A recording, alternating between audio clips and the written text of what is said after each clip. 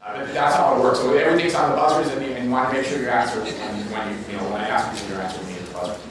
All right. So any question about how that works? This is the square off question, and people are squaring off against one another. And again, the question will come up on the screen with the choices. So I'll start. It's a long question. I'll start reading it, but you don't have to wait for me to get done with either the question or the choices. You can signal in at any time. You probably wouldn't want to signal in now, but once the question's on the screen, you can signal in anytime. So any questions about the rules? All right, here we go. A teacher asks a class of 30 students to write the numbers 1, 2, up to 30 in any order.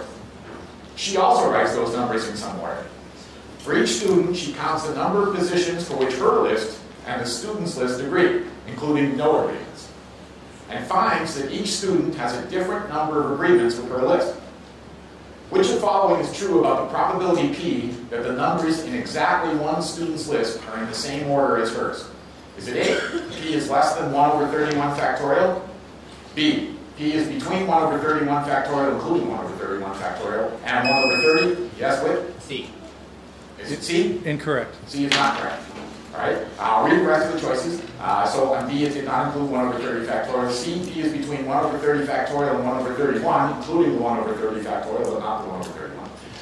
D, P is bigger than or equal to 1 over 31, and less than or equal to 1 over 30. Or E, P is equal to 1. I probably shouldn't have read C, because you probably won't choose it. But those are the choices. All right, all set? You have a minute, Neil. All right, Neil, your answer? E. E, P equals 1? E is an elephant? Yes. B, okay. E is an elephant. Yes, that's correct. It is P equals 1. So Neil, it looked like you weren't really certain about it, but why did you choose E? Well, it was because I noticed you can't have you can't have 29 different occurrences. And why not? Because otherwise you're saying, you're like, how do I explain it? It's... Well, if it matches in 29, then it's going to match. 29, that means how can you have one that's not the same as yours when you have 29 already? So there's 30 possibilities.